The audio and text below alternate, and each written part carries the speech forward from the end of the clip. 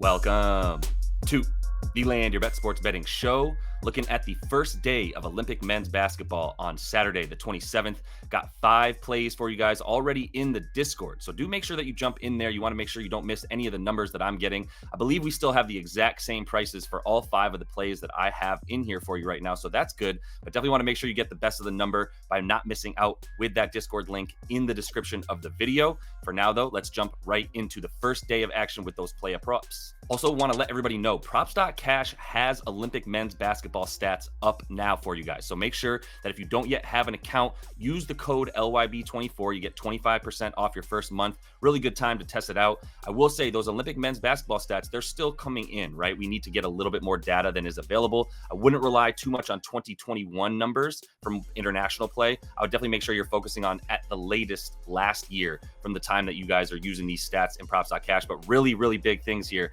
happening on the site because of this Olympic men's basketball tournament. The only place that I've found right now that is compiling things in this fashion.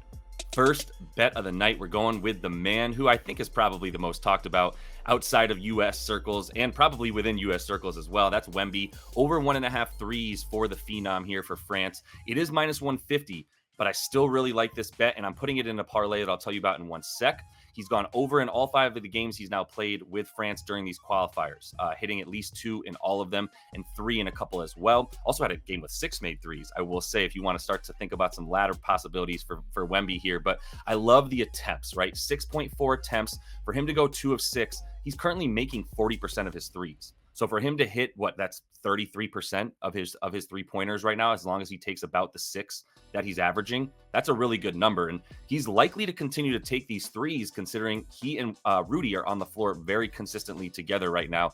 Because in FIBA, you don't have defensive 3 seconds. So you can stand 2 7'3" dudes by the rim and not worry about them, on the other end of the floor, especially because Wemby can make those threes. So having both of them on the floor is never a mismatch. It's part of the magic of Wemby, is you can pair him alongside probably every single player in the league with his diverse skill set and incredible size, right? So really like him to continue to take the threes when he's on the floor with Rudy, not playing nearly as much next to the basket as Rudy is to get those offensive rebounds. And as they take on Brazil here, Brazil's a team that has a couple bruisers on their squad, but really not the versatile length, if that exists in the world, capable of guarding Wemby. They certainly don't have it. So he's got a really good matchup here to hit 2 of those 3-pointers. Next up, we got Franz Wagner. We're going under 2.5 3-pointers made for Franz here in Team Germany, as they are in a pretty good matchup, as we know. Like they're going to most likely win game 1 here against Japan. Not too worried about that for them, but Franz doesn't need to be hitting threes, man. He's gone under in 74% of the games that he's played in since 2023 in this international competition. He doesn't really take very many, and he definitely doesn't make very many. Minus 165, this number looks really obviously not the best number ever, but the implied probability here is more likely that he's going to, it should be about 62%.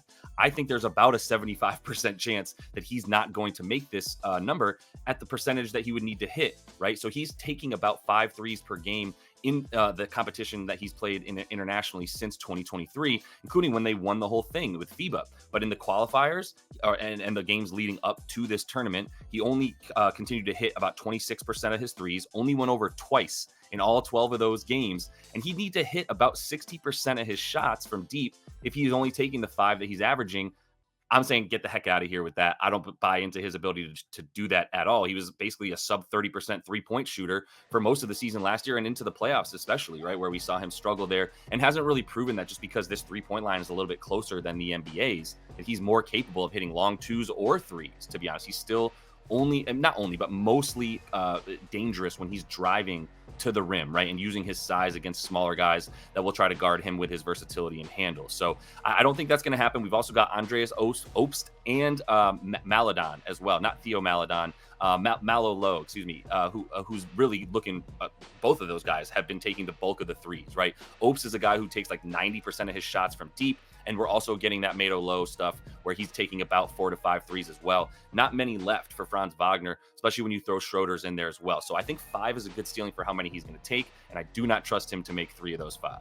So let's just throw it in a parlay with Wemby because I like both these bets so much. I'm taking them at really bad odds, but I'm going to put them at a half a unit in a parlay on 365, and that gets us plus 167. So we get about 0.75 units back if we do win. I think this is a really nice play here with how much I like both these bets. Love a little 3.2 man prop here, so we're going to take this in a parlay.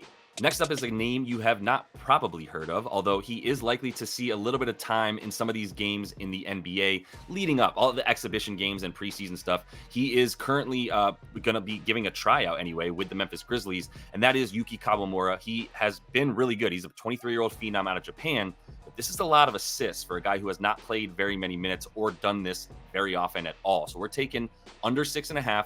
You get a really good number at minus 115 on DraftKings. I believe this price is also available on Bet365, but other places like FanDuel and BetMGM, those types of books have him listed with much worse odds to go under, like minus 140. So we're getting a really solid deal here with the minus 115.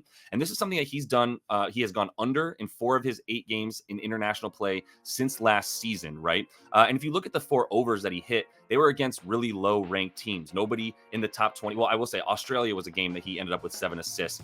Other than that, and that was a meaningless, just sort of friendly game. But other than that, he really hasn't gone over very often against anybody good, right? The overs are against the lower-ranked teams, unders against teams like Germany, who he's faced off against in a friendly before and went clean under, had about 3 assists in that game as well. And Germany's the team that doesn't give up a ton of assists, right? Like they are very, very good. 16 assists per game, what they've limited teams to since they won the World Cup in FIBA last year, which is a really low number, even in 40-minute games. And you look at dude, right? 5.7 assists per game in 15 games since 2022-23 for Japan. Now, he'll be a bigger part of the offense probably than he was in years past as he's gotten better and a little bit more mature, but we've still only seen him get about 15 to 20 minutes per game in these games leading up to the actual Olympics here now. So with that in mind, I think he's still not necessarily going to be this high usage, with the ball in his hands that often or often enough to really feel secure about a high number like 7 assists in this game. Lastly, you have heard of this name, I would imagine, second in MVP voting in the NBA last year, and that is SGA, Shai Gilgeous-Alexander. Very chalky, I get it, but there's pretty good reasoning here to go over 21.5 points with the dude who led the league in scoring this last year in the NBA, right? Over in 9 of 12 in the FIBA World Cup last year in 2023. So that's a good starting point. We know that when he's getting minutes, it's going to be good, right? And that's what we talk about here when he gets at least 19 minutes in a game. He's done that in 10 games since 2023, averaging 26 points per game in those and gone over in 9 of 10. The only game he failed to hit this number in a game that he played at least 19 minutes was against Serbia, and he had 15. Didn't even really shoot the ball very much. That was a big Dylan Brooks game, and a couple other guys were going off, and he really didn't need to do as much in the scoring column against Serbia as they continued to win in that tournament too, by the way. But if you look at the games since that he's played at least the 19 minutes as well, 26 a game, 36 minutes per game, and 14 field goal attempts. And the minutes is huge because he didn't necessarily play very much. He played 23 minutes this year leading up to the Olympics. So it might make you worry that he's not going to get the time. But when you look at when he's played an actual competition like the 2023 World Cup, he averaged 36 minutes per game in that time frame. And I don't think we're going to see very much Jamal Murray still. He has not been ramped up yet back to the sort of normal game time minutes since coming off injury and coming out of the playoffs a little bit early. He looked really bad in Canada's game against the U.S. in the U.S., where they ended up losing by about 14 points. And he only got 7 minutes in a warm-up game versus Puerto Rico once the team traveled to Europe, right? So they traveled to France maybe a couple weeks ago. He's only played once. That was 7 minutes against Puerto Rico. And then he did not play in the last warm-up game against Brazil for this Canadian squad. So I don't know what we're going to get yet from Jamal Murray, which leads me to say Shai is the man who's going to need to score. When you look at the rest of the dudes on the floor with him, he's the only one with a really polished offensive game. We'll probably see a bit more Andrew Nembhard than we have as well, but right now this is the dude that they are going to rely on to put the ball in the basket without Jamal Murray going to be on the floor as consistently as he will be probably moving forward once he gets back into game shape. And that is all the time I have for you in this quick hitter. Also going to be coming back with Sunday's games as well. That's where the U.S. is going to get their first game in, is on Sunday. We got a couple more there that I'll be looking through and bringing another video to you guys with those picks. But do want to remind you, if you want this stuff right on time, get into that Discord. Link is in the description of the video. And until I see y'all next, happy betting.